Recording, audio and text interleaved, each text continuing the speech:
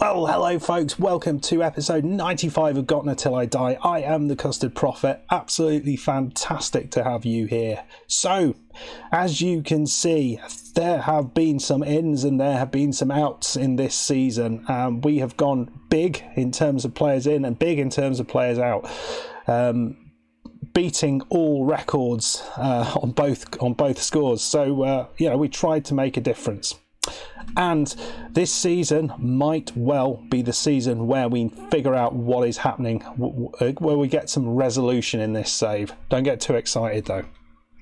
But let's get through the transfers before we explain what we mean by that. So let's look at the players out, because there are some biggies amongst them. And you will see Diop, our striker, has left. A very, very good player. And he has gone to Djurgårdens.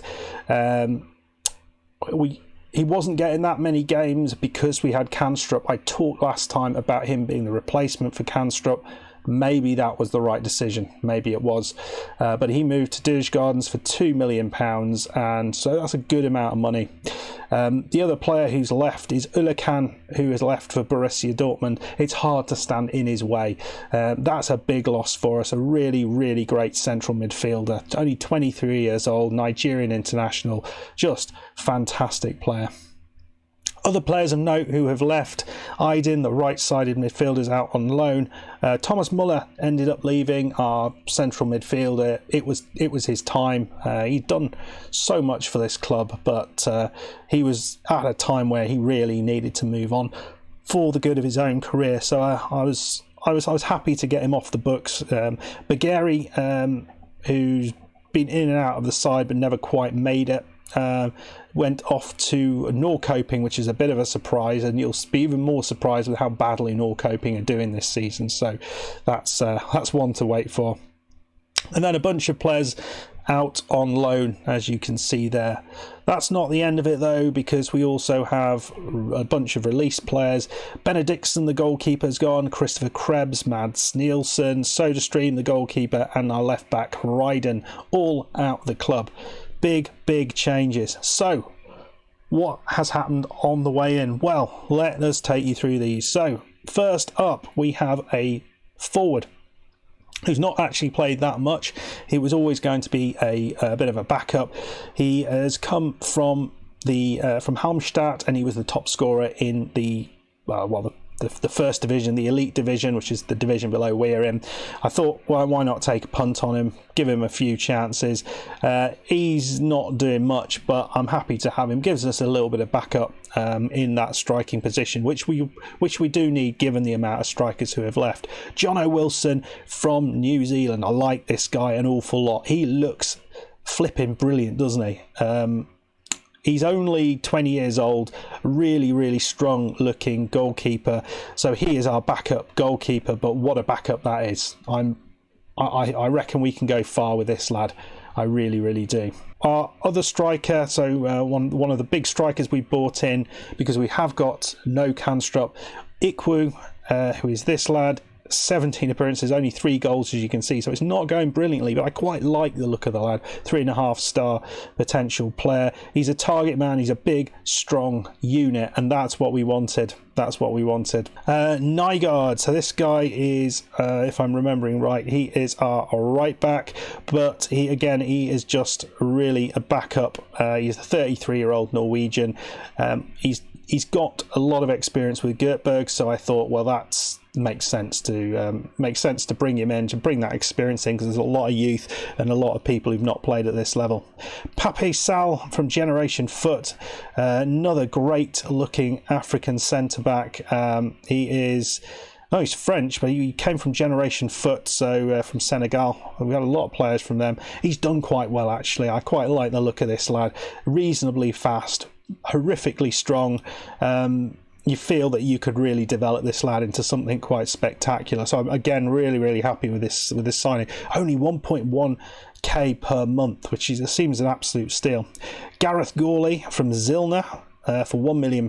He's a Northern Irish international, and yeah, you look at this guy, he looks like he could be a great player for us if we can keep hold of him. first touch. The passing could be better, but look at the vision, technique, decision making, determination. He does a good job when he's in the team, but you can see he's kind of he's in and out of the team at the minute because we've got some good players. Aquist, so this is some on the right side. This guy's done really well, but he is literally just missed a pace. I mean, 2.5 stars, but he looks like probably one of the better players. He's certainly one of the better signings that we've bought in. Really impressed with this. Just so fast, and he's got those abilities to at least get the crosses in. So you can see 6 assists, 3 goals. You cannot complain with that. Very pleased there. And we keep going. This central midfielder from Göteborg, 3.5 star central midfielder. He's been playing a lot of games. Really happy with this guy. The balance of him, you just cannot knock him over. He's impossible. 26-year-old Swedish player, and it's important. We have bought a lot of non-Swedes in, and remember, there are rules about the number of Swedes you have to play. So having someone of this quality, Swedish, very good. And we've not paid a ridiculous amount of money for him. 375k, and he's worth 1.5 million now. Brilliant. Lindqvist, I won't show you because he is literally just someone for the youth team. Peter Nielsen, who has come in from Inter, and this guy looks the business. He's only just arrived, but his finishing isn't great, but look at the physical attributes on this lad. He is just a beast. So he's coming from Inter. He's played 3 games, scored 4 goals, 8.3 average rating. So that is what we're dealing with, people. He was at AIK before he moved to Inter, but really happy with that. And the other player, Hans Lorentzen, at right, I think he's playing at right back and centre back. But another good quality player. Physical's very strong. So he's played a few games as well, and he's only just come in. So lots and lots of quality that we have had, that we've bought in. We've lost quality, but it's quite a lot of changes, and we didn't deal with those changes that well. So first of all, show you how we got in the Euro Cup 2 at the end of last season. I think I showed you up to this position. We played 3 games, but there was a lot of room to go still, and we went through that quite well. Win over Ural, a couple of goals from Diop and Ekstrom.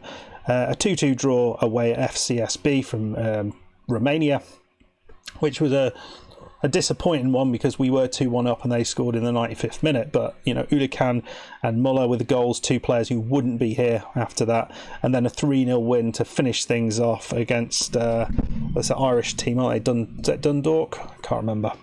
Who is this? Slovakian? No, not at all. So in the end, we finished top of our group, so we qualified straight for the second round, which was very good. Urals, I don't know quite how to pronounce that, from Russia, went through. So who were we going to come up against? Well, it was a tie against Feyenoord. Now this, I think, under normal conditions, might have been the one that we got through, but the problem we really had, you look at the number of players here, we had virtually no one who we could play. We were basically filling the team with youngsters from our youth team who are terrible because of the amount of players who had moved on. We just couldn't put a side out. Somehow we won the first game, still completely unsure about how we did that. Ikwu with a goal, Olsen and Henningsen got scored there.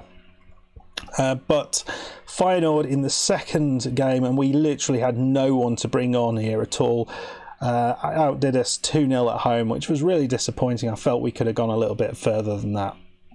In the Swedish Cup, we had a very tough draw, and we went out bottom of the group, having drawn against Sirius and lost to Norrköping and Malmo, so a bit disappointing with that. But it gives us time to concentrate on the league, surely, or does it? Well, let's have a look.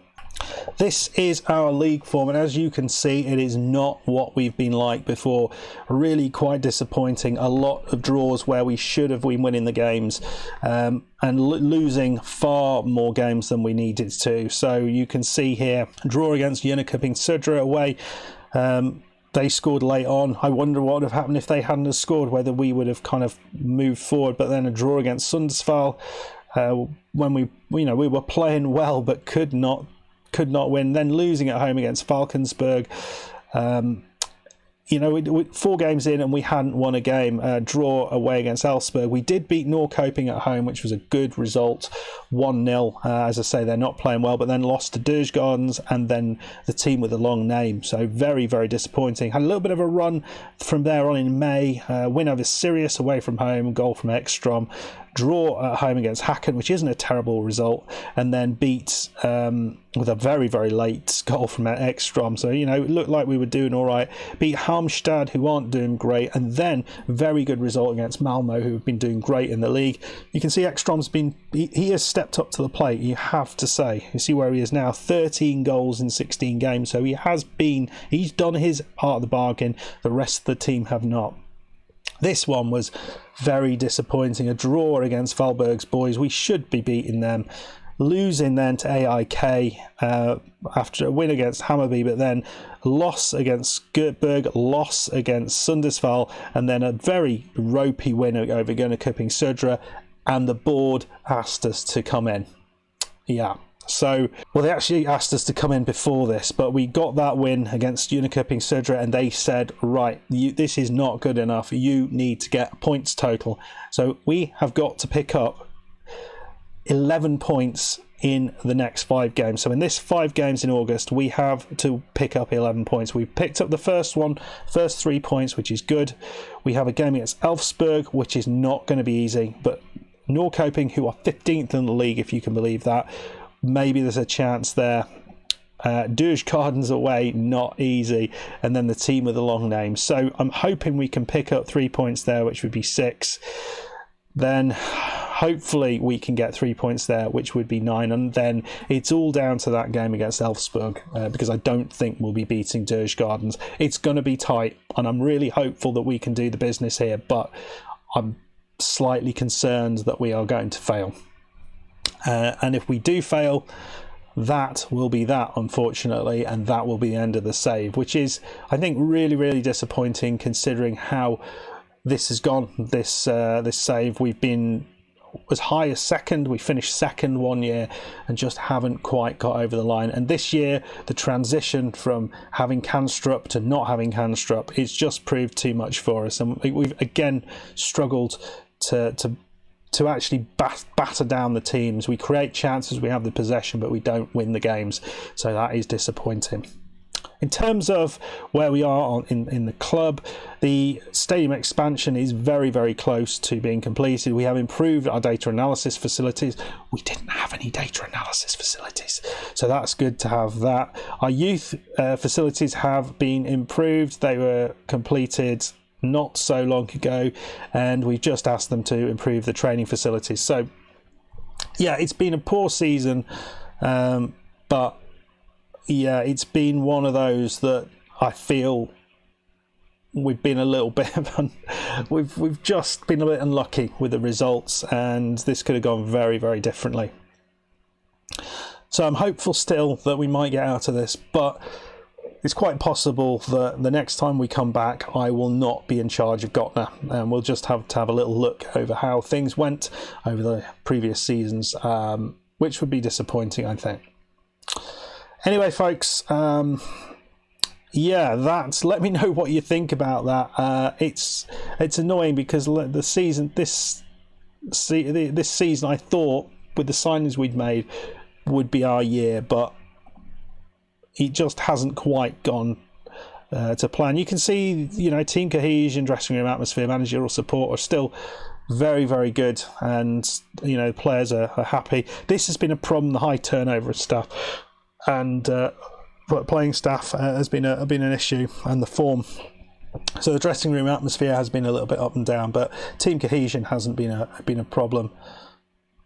I rarely look at this one, but you can see we've got some good team leaders in place, Svensson, Steinarsson and Tinnerholm, who are getting games, and there's a lot of people who are very happy at this club. There's a few who aren't kind of in the social groups, but there's a lot of players who are happy together.